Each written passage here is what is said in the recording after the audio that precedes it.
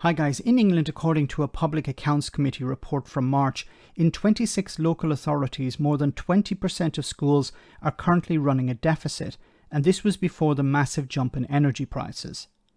While Boris Johnson's government reaffirmed at the time that £4.7 billion would be made available to schools, MPs who sat on the committee said it would not be enough to cover the impact that the pandemic had had. Then we had this story in The Guardian a few days ago, which described one head teacher who can't sleep at night because he's expected to come up with £800,000 to cover the current increase in energy bills. Dan Morrow, the CEO of Dartmoor Multi-Academy Trust, said that he had to cancel ads for new staff such as support and family liaison workers. He had to cut other things like school trips, sports competitions and new books, but also to reduce or eliminate family support in the form of uniform and food grants. Then we had this interview with the Schools Minister Will Quince, who rejected the idea that schools may have to close during the week in order to save on energy. Have a listen.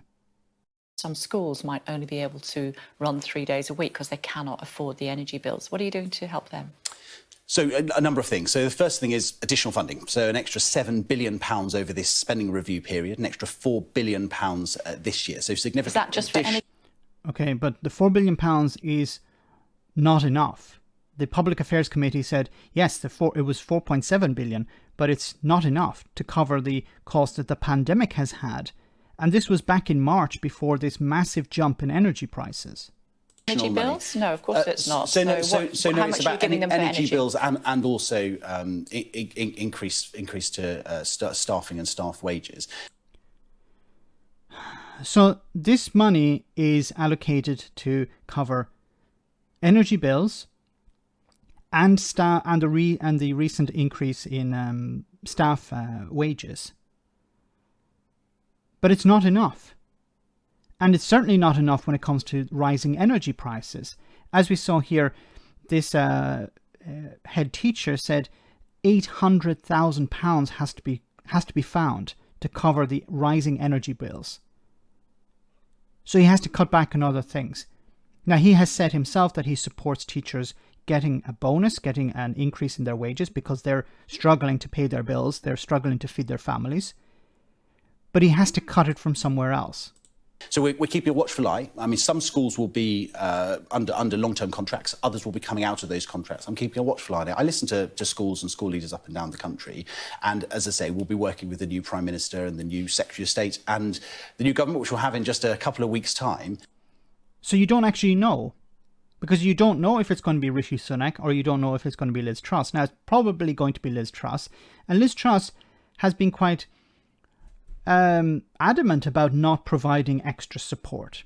Now, she hasn't said she's going to provide any support for ordinary people, residential bills, but she hasn't said anything about providing support for commercial bills either. And including in this would be, of course, schools, hospitals, public entities. They're not going to actually get any support either.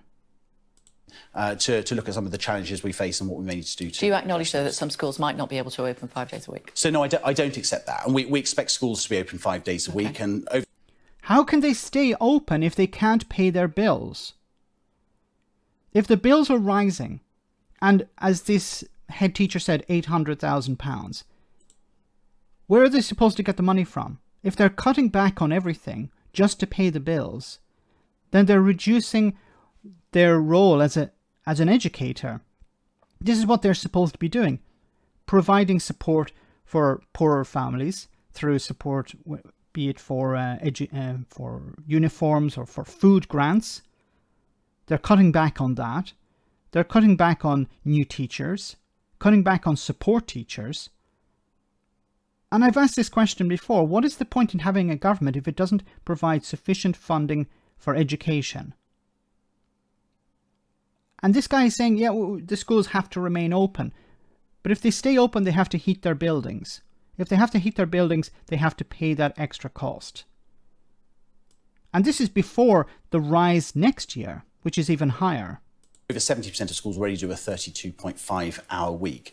The IFS indeed have looked at schools and they have said that schools should be able to manage within their existing budgets. But look, I'm alive to the fact that energy costs are increasing at a significant rate. We see that in our household bills. It will be the same in commercial and indeed schools. But we're not actually going to provide any new support. We're not going to provide any new funding. The existing funding is enough, even though the Public Affairs Committee said it is not. Let me know in the comment section, guys, what you think. As always, your comments are greatly appreciated. Thanks a lot.